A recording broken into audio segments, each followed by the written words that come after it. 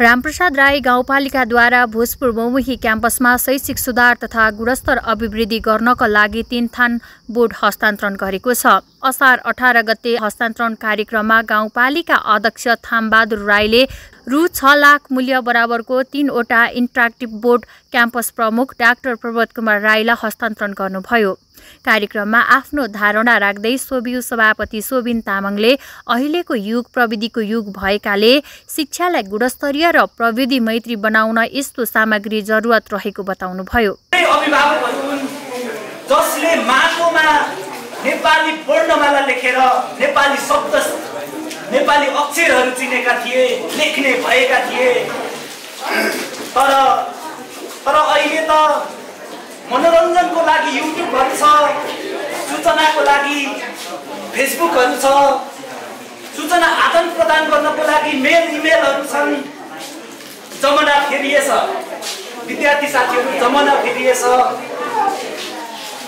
यो जमाना त युट्युबको रहेछ, यो जमाना त फेसबुकको रहेछ, यो जमाना त एलन मस्कले चन्द्रमामा घडेरी बनाउने को पो रहेछ।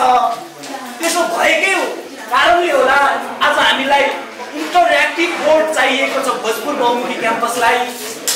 र इन्टरेक्टिभ बोर्ड रामप्रसाद राई गाउँपालिका विशेष गरेर पालिका अध्यक्षज्यूले विद्यार्थीहरूको शैक्षिक गुणस्तर अभिवृद्धि गर्नको लागि यो शताब्दीमा यसरी नै हामीले अपग्रेड गराउनुपर्छ। विद्यार्थीहरूको चौतर्फी विकास गराउनको लागि श्रव्य र दृश्य दुवै ढङ्गबाट पढाउनको लागि इन्टरेक्टिभ बोर्ड अपरिहार्य हो भनेर उहाँले महसुस गरेर हामीलाई 3टा इन्टरेक्टिभ बोर्ड हस्तान्तरण गर्दै हुनुहुन्छ। यो आफैमा सुखद कुरा छ। यसभन्दा अघि पनि क्याम्पसको शौचालय निर्माण तथा रामप्रसाद राई गाउँपालिकाबाट भोजपुर बहुमुखी क्याम्पसमा अध्ययन गर्ने विद्यार्थीहरूको वार्षिक शुल्क तिर्दै गाउँपालिका अध्यक्ष थामबहादुर राईले बताउनुभयो। भाइ बहिनीहरूको हक र हितको निम्ति जो आर्थिक अभावको कारणले भोजपुर बहुमुखी क्याम्पस पढ्ने इच्छा हुँदै पनि उहाँहरू यहाँबाट पलायन भइरहेको स्थिति थियो। यो क्याम्पसमा अध्ययन गरेर आफ्नो भविष्य बनाउन खोज्ने विद्यार्थीहरू पनि क्याम्पस फी तिर्न नसकेको कारणले बाहिर भौतारी रहेको मैले भेटेको थिएँ। त्यसकारण हामी स्थानीय सरकारको नेतृत्वमा आइसके पछाडि भोजपुर बहुमुखी क्याम्पसमा नै सम्पूर्ण तहको विद्यार्थीहरूलाई वार्षिक फी तिर्दिने मैले निर्णय गरेँ। त्यो नीति तथा कार्यक्रममा हामीले प्रस्तुत गऱ्यौँ। यसको फेरिस्ता पनि राख्न चाहन्छु।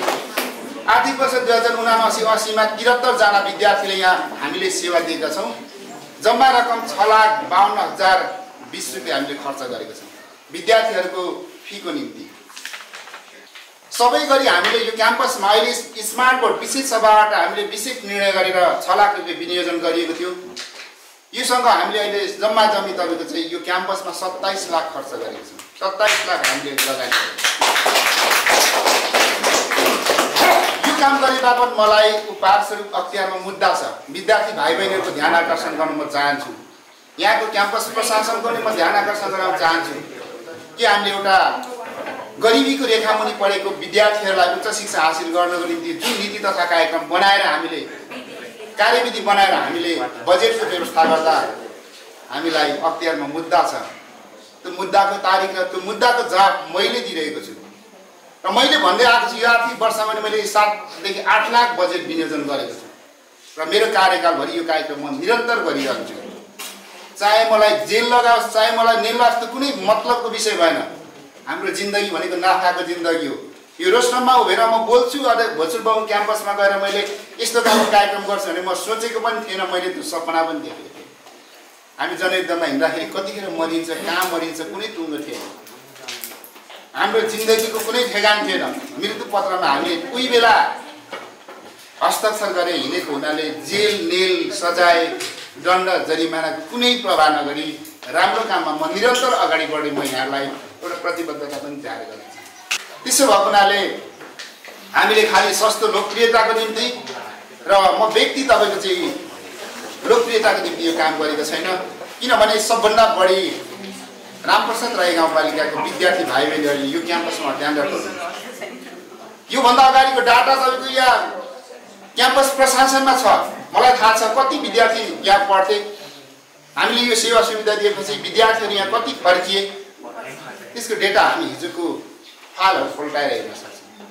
हामीले रामप्रसाद राई गाउँपालिकाको शिक्षा नीति पनि हामीले हाम्रो भूगोलको सापेक्षतामा बनाएको छौँ।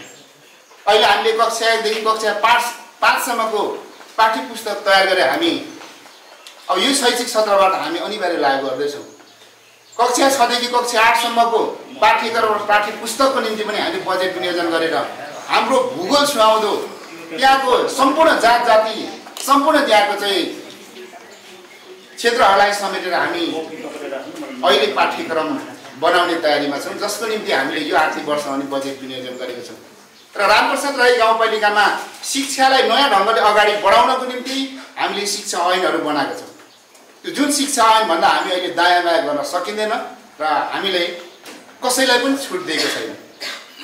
मन्त्रीहरूको सोर्स आउँछ, कहिले सांसदको सोर्स आउँछ। उहाँले शिक्षा सेवा आयोग पास गरेर आएर तपाईँको पहिलो नियुक्तिमा कति उहाँको तपाईँको चाहिँ परीक्षणकाल हुन्छ भन्ने थाहा हुँदाहुँदै पनि पावर र सोर्स लगाएर सर्व मिलाउने म्याचुअल गर्ने यस्तो कामहरू भइरहेको थियो। यसलाई हामीले प्रतिबन्ध गरेको छौँ।